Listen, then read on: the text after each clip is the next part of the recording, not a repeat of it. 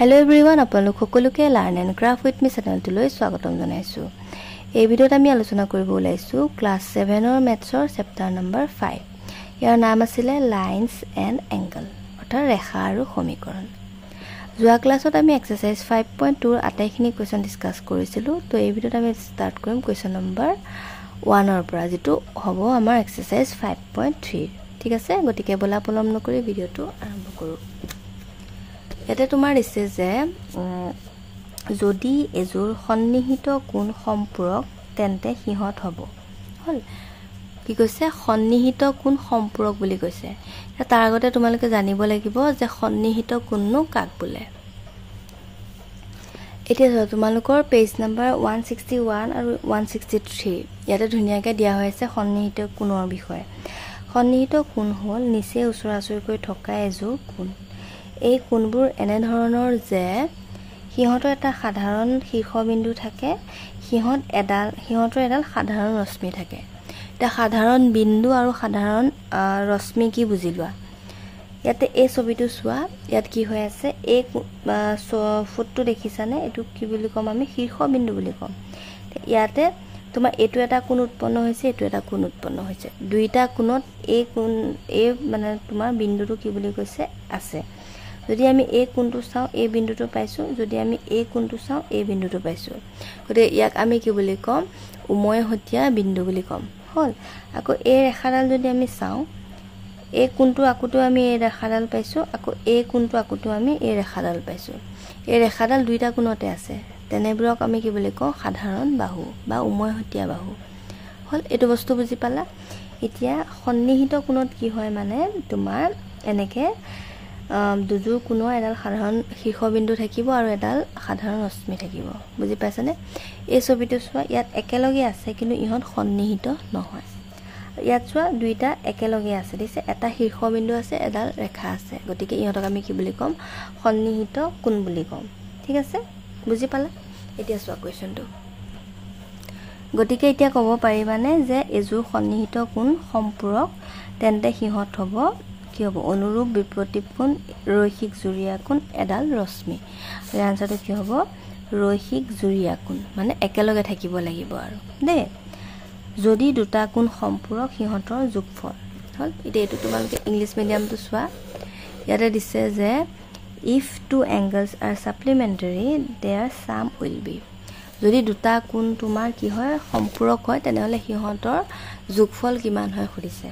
সাপ্লিমেণ্টাৰী হ'লে আমি ধুনীয়াকৈ ফাৰ্ষ্ট ক্লাছটোতে শিকিছিলোঁ যে সাপ্লিমেণ্টাৰীত কিমান হয়, 180 ডিগ্ৰী হয়, আৰু কমপ্লিমেণ্টাৰী অৰ্থাৎ পূৰক কোণত কিমান হয়, 90 ডিগ্ৰী হয় কোণ দুটা যোগ কৰিলে। ঠিক আছে, গতিকে ইহঁতে যিহেতু সম্পূৰক বুলি কৈছে, গতিকে ইহঁতৰ যোগফল কিমান হ'ব, 180 ডিগ্ৰী।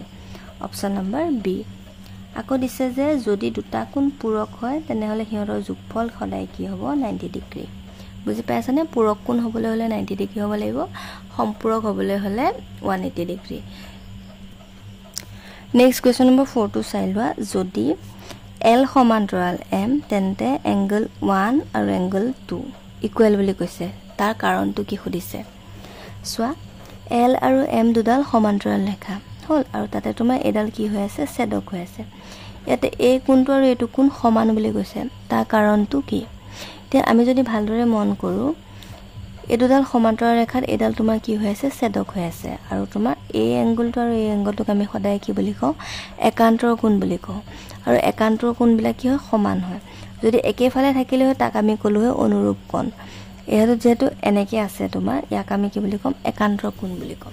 ইয়াতে অপশ্যন চোৱা, অপশ্যন এ অনুৰূপ কোণ, অপশ্যন বি বিপৰীত কোণ, অপশ্যন চি একান্তৰ অন্তঃকোণ, আৰু অপশ্যন ডি সম্পূৰক কোণ। আৰু ইয়াৰ আনসাৰটো কি হ'ব, অপশ্যন চি একান্তৰ অন্তঃকোণ। হ'ল নেক্সটটো চোৱা। চিত্ৰত এজোৰ একান্তৰ অন্তঃকোণ হ'ব। হ'ল এইটো ছবিটো আমাক চাব দিছে, আৰু তাৰ পৰা তোমাৰ একান্তৰ অন্তঃকোণ এটা বিচাৰি উলিয়াব দিছে। এতিয়া চোৱা, আমি যদি ভালদৰে মন কৰোঁ, এংগল 2 আৰু এংগল 3 দুটা কি হৈ আছে, একান্তৰ কোণ হৈ আছে। হ'ল বাকীবিলাক তোমাৰ চোৱা, এইটো কোণৰ লগত হ'লে মিলা নাই, এইটো কোণ হ'ল হয়, কিন্তু এইটো কোণ আমাৰ দিয়াই নাই। গতিকে এংগল 2 আৰু এংগল 3 কি হ'ব, একান্তৰ অন্তঃকোণ। হল নেক্সট চোৱা কুৱেশ্যন নম্বৰ 6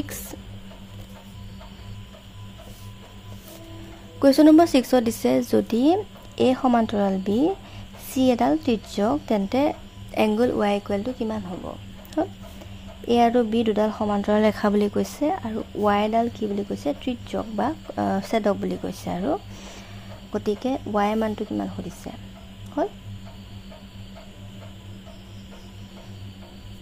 y এংগল মানে কিমান এটো এংগল হল তে আমি যদি চাও এটো কোণ আৰু এটো কোণ কি হৈ আছে আমাৰ একে হৈ আছে মানে অনুৰূপ কোণ হৈ আছে গতিকে অনুৰূপ কোণ হলে কিমান হ'ব একে হ'ব 55 বুজি পাইছানে এটো দুটা ৰেখাত তোমাৰ এডাল ছেদক এটো কোণ আৰু এটো কোণ কি হৈ আছে অনুৰূপ কোণ গতিকে ইয়াতে আহিব কিমান 55 যেটো এটো 55 গতিকে y মানটো হ'ব 55 আছে অপচন নম্বৰ সি হল ঠিক একেদৰে 7 নম্বৰটো চাই লোৱা ইয়াত তোমালোকৰ দিছে যদি a সমান্তৰাল b c ত্ৰিজ্যক হয় তেন্তে y ইকুৱেল টু কিমান একে দুডাল সমান্তৰাল ৰেখা এডাল তোমাৰ ত্ৰিজ্যক হল ইলে মন কৰা তুমি a এংগলটোৰ মান 55 গতিকে a কোণটোৰ মান কিমান হ'ব 55 এ হ'ব কাৰণ ইহত কি হৈ আছে অনুৰূপ অন্তঃকোণ হল গতিকে a এংগলটোৰ মান কিমান হ'ব 55 এ হ'ব বুজি পাই আছানে বাৰু যদি তোমালোকে বুজি পোৱা নাই তোমালোকে 5.1 ৰ যেটো প্ৰথম ভিডিও হয় হেতু চাই লবা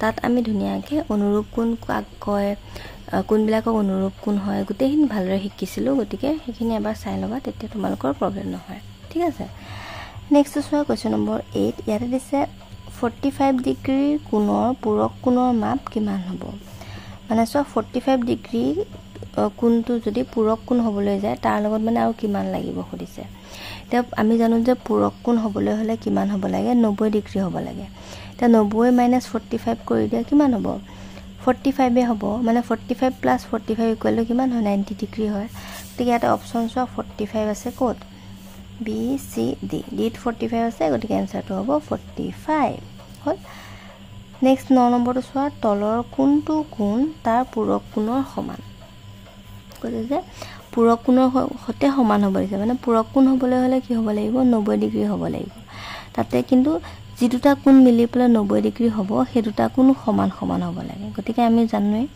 যে 45 হলে কি হ'ব 90 ডিগ্ৰী হ'ব গতিকে সেই কোণটো মানে কিমান হ'ব এটো 90 ডিগ্ৰী নহয় তাতে তোমাৰ এনেকে আহিব মানে এটো যদি 45 হয় এটো কিমান হ'ব লাগিব 45 হ'ব লাগিব বুজি পাইছা চাগে নেক্সট চোৱা কোৱেশ্যন নম্বৰ 10 তলৰ কোণটো কোণ তাৰ সম্পূৰক কোণৰ সমান হল সম্পূৰক কোণৰ সমান হ'ব লাগিব এটা সম্পূৰক কোণ হ'বলৈ হলে কিমান হ'ব লাগিব মান 180 ডিগ্ৰী হ'ব লাগিব হল 180 ডিগ্ৰী দুটা কোণ সমান হ'বলৈ হলে কিমান হ'ব লাগিব 90 ডিগ্ৰী হ'ব লাগিব বুজি পাইছানে মানে চোৱা সম্পূৰক কোণ মানে 180 ডিগ্ৰী হল 180 ডিগ্ৰী দুভাগ কৰিব গলে কিমান হ'ব 90 হ'ব এটো 90 ডিগ্ৰী এটো 90 ডিগ্ৰী হলে দুইটা সমান হলে তেতিয়া হলে ইকুৱেল কিমান হ'ব 180 ডিগ্ৰী গতিকে অপচন বি বুজি পাই আছানে বাৰু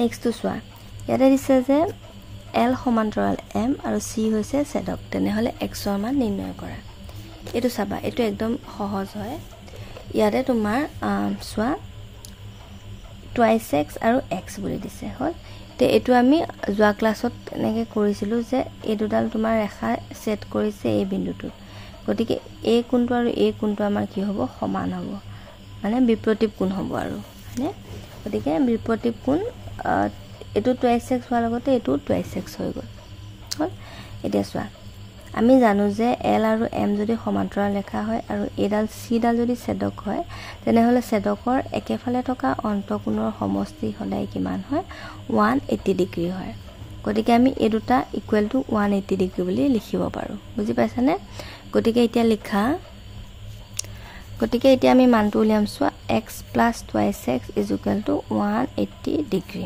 হল কিমান হ'ব 3x হ'ব হয়নে 3x = 180 degree x + twice x = 3x এটা 3 ৰ লগত এটো পূৰণ হৈ আছে ইফালে গলে হৰণ হৈ যাব 3 ইয়াক কেবা যাব 3 6 * 18 মানে 60 ডিগ্ৰী বুজি পালানে x ৰ মানটো কিমান পালা 60 ডিগ্ৰী হল তেনেহলে এই কোণটোৰ মান আমি কি লিখিব লাগিব 60 ডিগ্ৰী অপচন চোৱা বিত আছে 60 ডিগ্ৰী হল বুজি পাই আছা নেক্সট কুৱেশ্যন নম্বৰ 12 তো একে দিছে যে চিত্ৰত L সমান্তৰাল M C ছেদক x ৰ মান নিৰ্ণয় কৰা হল এই x এই কোণটোৰ মান উলিয়াব দিছে আমাক হল ইয়াতে চোৱা